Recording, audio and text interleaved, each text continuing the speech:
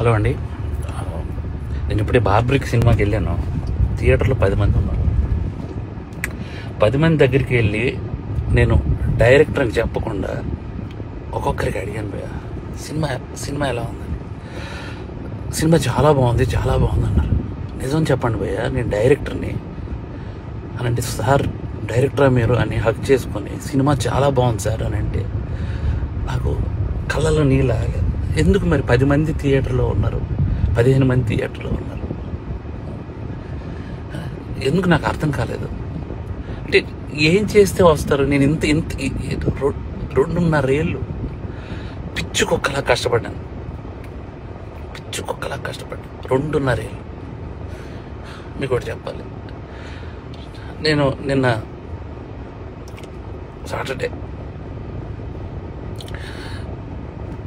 ఆఫీసులో చిన్న మనస్తాపం అయింది. థియేటర్కి ఎవరు రావట్లేదని చెప్పేసి ఇంటికి వెళ్ళాను. మా ఆవిడ సినిమా 4:40 షోకి వెళ్ళింది. నేను 5 o'clockకి ఇంటికి వెళ్ళిపోతున్నాను చెప్పాను. నువ్వు సినిమా చూసిరా, నేను ఇంటికి వెళ్తున్నాను అన్నాను భయ్య. మా ఆవిడ పరిగెత్తుకొని వచ్చేసింది భయ్య. నాకు అప్పుడు అనిపించిపోయింది, నేను ఎక్కడ మనస్తాపానికి చెంది ఆత్మహత్య చేసుకుంటారేమో అని వచ్చేసింది భయ్య. 2.5 ఏళ్ళ కష్టం తనకు తెలుసు.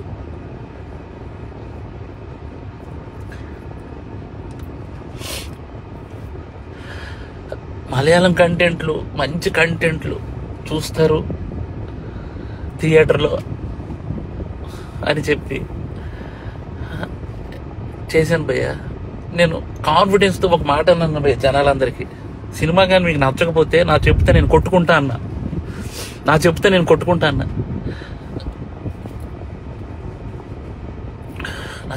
కొట్టుకుంటానంటే కూడా జనాలు రాలేదు భయ్య. నాకు అర్థం కావట్లేదు, ఇప్పుడు జనాలు రావట్లేదు అని అంటే ఏంటి అర్థం? ఒక పని చేస్తా భయ్య, నేను ఇలా కాదు, నేను మలయాళం ఇండస్ట్రీకి డైరెక్ట్ వెళ్ళి అక్కడే సినిమా తీసుకొని ఒక తెలుగు ఆడియన్గా ప్రూవ్ చేయడానికి వస్తాను భయ్య. నేను